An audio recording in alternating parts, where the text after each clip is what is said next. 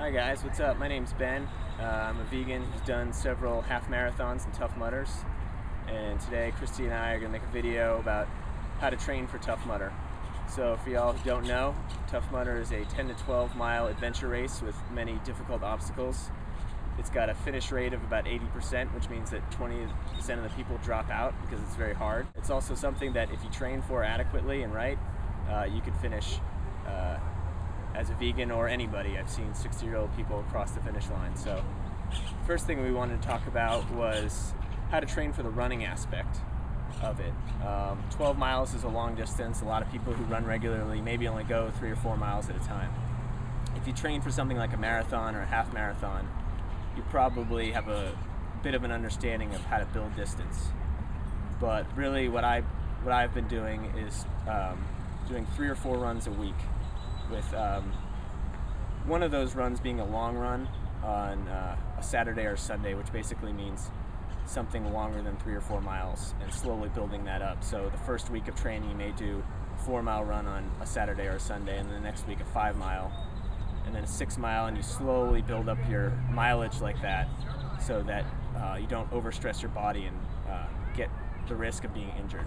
Then during the week you can still do regular 3-mile runs, and you do things like speed work, tempo workouts, interval runs, which if you don't know what they are, you can look into that. That's a whole nother story.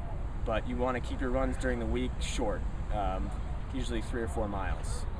And then on the weekend, you want to run one run that's a little bit longer. And eventually you build up your mileage to where you can run 8, 9, 10 miles on that weekend run. And then you just plan your schedule so that the Tough Mudder hits on your Saturday or Sunday of your long run, where you would have run 11 or 12 miles. So someone told me that I didn't have to really stress out about the running part. Like I didn't actually have to be able to run 10 miles because there's so much stopping in between, and like that I really didn't have to stress out about the running part. I would say that's partially true. I think my first Tough Mudder, my max distance was about 6 or 7 miles. When I got there thinking it was 7 miles and they're like, no, it's 10 miles, kind of got scared. But you can definitely finish without being able to run that far. But I would say it definitely helps to have that level of endurance. If you don't, by the end, you'll be feeling pretty bad, feeling like hell. And it'll definitely... Because I hate running and I suck at it. Like I can do like a couple miles and then I get bored. Okay. But I can work out for 2 hours straight, hardcore, high intensity.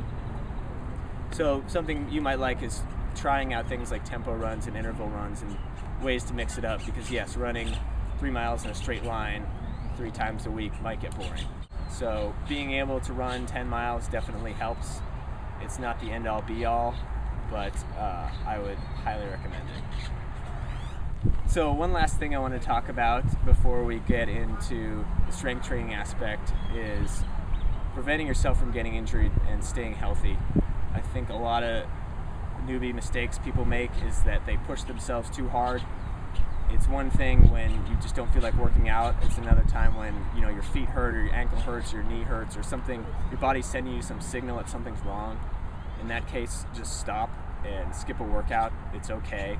It's better to do that than injure yourself and be out for 2 months because you sprained your ankle or something, or just overworked yourself. And so we'll talk a little bit more about some other ways to prevent injury with things like foam rolling and lacrosse balls. So foam rolling is a really good way to prevent and take care of sore muscles. This little foam roller here, you could buy it at a sporting goods store for like 10 or 15 bucks. I can't remember how much they cost, but just roll it on the sore parts of your muscles, and it's a great way to prevent injury. And so if you get shin splints, you can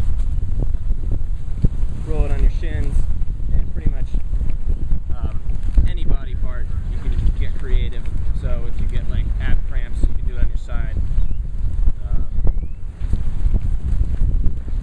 Muscles here, and it's really saved me a lot and kept me healthy.